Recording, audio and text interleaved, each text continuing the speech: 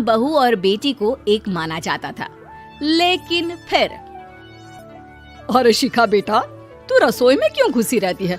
जा, रोटी मैं बना लूंगी। नहीं नहीं माँ जी, आप बैठिए, बस सारा खाना बन ही गया है। श्वेता को बोल देती हूँ, वो खाना लगा देगी सबका। सॉरी भाभी, मेरे पास वक्त नहीं है। माँ, मुझे पैसे देना, पार्लर जाना है। हाँ हाँ चली जाना, भाभी को भी ले जाना। वो भी जाने को बोल रही थी पार्लर, पर पहले ना मदद कर दे उसके खाना लगाने में। देख माँ, वो बहू है, उसे बहू रहने देना, इतना सर पर मत चढ़ा भाभी को। श्वेता, ज्यादा मत बोला कर। बहू और बेटी में कोई फर्क नहीं होता है। जा जाकर काम कर। ननद को माँ का भाभी से इस तरह प्यार करना बिल्कुल अच्छा नहीं लगता। वो बार बार किसी न किसी तरह माँ को भाभी के खिलाफ भड़काती रहती, लेकिन कोई फायदा ना होता। एक रोज, अरे बेटे किशन, जा बहू को कहीं घुमा कर ला, सारा दिन घर में काम करती रहती है। हाँ हाँ माँ, हम लोग जा रहे हैं ना गोवा। अच्छा जी, भाभी ने तो हमें बताया भी नहीं। वैसे तो सारी पंचायत करती है, ये गोवा वाली बात क्यों छुपा गई हमसे? अरे क्योंकि उसे खुद नहीं पता था बहन। मुझे टिकट सस्ती मिल रही थी तो मैंने बुक कर दिया। हाँ शिखा, पैकिंग कर ले, संडे हम जा रहे हैं गोवा। दोपहर में शिखा पैकिंग कर रही थी कि सास आ जाती है। ये क्या बहू, साड़ियाँ? अरे गोवा जा रही है घूमने या फिर शादी में मायके हैं? माँ जी, ऐसा कुछ है ही नहीं, समझ में नहीं आ रहा क्या रखूं कपड़े में। अरे तेरी और श्वेता की साइज तो एक ही है, उसके कुछ मॉडर्न कपड़े ले ले, आकर लौटा देना। हाँ माँ जी, ये ठीक रहेगा। शिखा श्वेता के पास जाती है और उससे कपड़े मांगती है। ना जी ना, मैं अपने कपड़े ना दूं, वैसे भी फैल जाएंगे मेरे कपड़े, बहुत महंगे वाले हैं। शिखा मुंह लटकाकर कमरे में आ जाती है तो सास कहती है, चल तैयार हो जा, तुझे मैं शॉपिंग करा कर लाती हूँ गोवा की। बस फिर क्या था, सास बहू निकल जाते हैं मार्केट और एक से बढ़कर एक ड्रेस खरीद कर घर आते हैं। पहले बता देती कि नए कपड़े दिलाने वाली है भाभी को, तो मैं अपने ही दे देती ना भाभी को, मुझे दिला देती नए कपड़े। देख श्वेता, परिवार का मतलब सबके साथ रहना होता है, ना कि सिर्फ अपना सोचना। वैसे भी तुझे अच्छे संस्कार सीखने चाहिए। और रही बात कपड़ों की, तो शिखा, आज से घर पर भी तू मॉडर्न कपड़े ही पहनेगी। कोई जरूरत नहीं है ये साड़ी वाड़ी लपेटने की। अब क्या था, घर पर श्वेता और शिखा एक जैसे रहते। एक बार पड़ोसन आती है। अरे बेटा, अपनी माँ को तो बुलाना जरा, बात करनी है। शिखा सास को बताती है और रसोई में चली जाती है। ये आपकी बेटी बहुत बड़ी हो गई है, इसके लिए एक रिश्ता है, कहो तो बता दूं। ये बेटी नहीं बहू है, घर में सब एक जैसा ही रहता है। वैसे मेरी बेटी भी बड़ी हो गई है, कोई रिश्ता हो तो जरूर बताना। पड़ोसन रिश्ता लेकर उन लोगों के घर आती है। तब श्वेता की होने वाली सास कहती है, तो ये घर है, कितने मंजिल का है? और ये बहू ने आपकी क्या पहन रखा है, जीन्स टॉप? अरे भाई, साड़ी वाड़ी नहीं है क्या इसके पास? देखिए, सर्दी है तो साड़ी में बहू कैसे मैनेज करती, वैसे पहनती है साड़ी भी।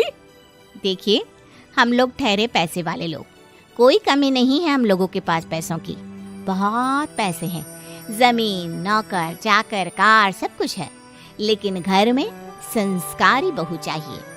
समझ रही हैं ना आप? सास कुछ कहती कि श्वेता बोल पड़ती है, हाय रे, नौकर चाकर से लेकर जमीन, कार, पैसा, हाँ, मुझे रिश्ता मंजूर है मुझे। अरे रुक जा श्वेता, मैं बात कर रही हूँ ना। देखिए, हम लोगों के घर इतनी आजादी नहीं मिलेगी। अरे हाँ कर देना माँ, हाँ कर दे जल्दी से। सास क्या करती, बेटी की शादी ऐसे घर में कर देती है जहाँ ना उनके विचार मिलते हैं और ना ही आचार। शादी के बाद एक रोज फोन पर, श्वेता बेटा, एक बार घर आ जा, बहुत दिल करता है तुझे देखने का। माँ, वो घर पर बहुत काम होता है, कैसे आऊँ? बड़ा घर है, लेकिन आने जाने वालों की लाइन ही लगी रहती है। बेटा, मैं तो जानती थी उस घर का हाल, लेकिन तू ही नहीं मान रही थी। माँ देख, हर घर का यही हाल है। तेरी बेटी को यहाँ घूंघट हटाने की परमिशन नहीं है और एक तरफ भाभी स्कर्ट पहनकर घूम रही है। बेटा मुझे क्या पता था कि मेरी बेटी को ससुराल के नाम पर पिंजरा मिल जाएगा। अच्छा माँ, फोन रखती हूँ, सास को गर्मा गर्म रोटी खिलानी है। तुम लोगों की तरह नहीं कि एक रोटी बनाओ, एक सब्जी बनाओ, फिर सारा दिन फ्री होकर घूमो। सास फोन तो रख देती है, लेकिन सोच में पड़ जाती है कि एक तरफ बेटी जिसे कोई आजादी नहीं, वहीं दूसरी तरफ बहू जिसे देखकर लगता ही नहीं कि उसकी शादी भी हुई है। अगले रोज। शिखा, अरे ओ शिखा। हाँ माँ, क्या हुआ? कुछ चाहिए आपको? मैं जिम जा रही थी। जिम के कपड़ों में बहू को देखकर सास को घूंघट में अपनी बेटी का ख्याल आता है। देख बहू, घर में बहू की तरह रहा कर। इतने टाइट कपड़े पहनकर जिम जाना पसंद नहीं मुझे। जा जाकर रोटी बना। रोटी? माँ अभी तो शाम के 6 बजे हैं, इस वक्त रोटी? अब क्या मेरे खाने पीने पर भी पहरा है? अरे जब मर्जी तब मैं अपने घर में खा भी नहीं सकती क्या? बहू को अजीब लगता है। वो समझ नहीं पाती कि जो सास कल तक इतनी सपोर्टिव थी, उन्हें अचानक से क्या हो गया। वो किचन में जाती है, गरम रोटी के साथ 2 तरह की सब्जी, रायता, सलाद सब लेकर सास के पास आती है। माँ जी, खाना। इतना सारा खाना? राक्षस समझा है क्या मुझे? रोटी मांगी थी मैंने गर्मा गर्म बस। पर माँ जी, रोटी खाती किससे आप? सब्जी तो बनानी थी ना। अरे भूख मर गई मेरी तेरी बहस से। जा जाकर काम कर, अंदर पूरी रसोई साफ कर। बहू अंदर चली जाती है। थोड़ी देर में श्वेता घर आती है। अरे शिखा, जल्दी से चाय ला, पकवान बना, मेरी बेटी आई है। अरे नहीं नहीं माँ, ड्राइवर बाहर खड़ा है। मैं तो घर का कोई सामान खरीदने के बहाने यहाँ आ गई हूँ, मुझे जाना होगा। अरे बेटा, पर कितने दिनों बाद देख रही हूँ तुझे। रहने आ जाना 2-4 दिन के लिए। आ जाऊंगी माँ, जब मेरी सास मरेगी तब। मैं तो रोज मन्नत मानती हूँ कि मेरी सास मर जाए तो अच्छा है। अच्छा चल, जा रही हूँ माँ। हे भगवान, कैसे कैसे दिन देखने पड़ रहे हैं मेरी बेटी को। सास अंदर जाती है, जहाँ श्वेता की जिम वाली सहेली का फोन आया होता है। क्या बात है, आज जिम नहीं आई? अरे पता नहीं यार, आज माँ को क्या हो गया अचानक। पर खैर कोई नहीं, लगता नहीं कि मैं अब जिम आ पाऊंगी। शिखा स्पीकर पर बात कर रही थी, जिसे सास सुन रही थी। यार ये सास ना होती ही ऐसी है। मैं तो कहती हूँ बुढ़िया जल्दी मरे और तू आराम से जिए। शिखा को सहेली की बात पर गुस्सा आ जाता है।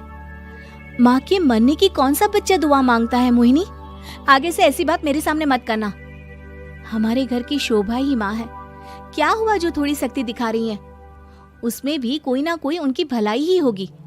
मैं तो कहती हूँ भगवान मेरे जैसी सास सबको दे, जो सिर्फ माँ की तरह है।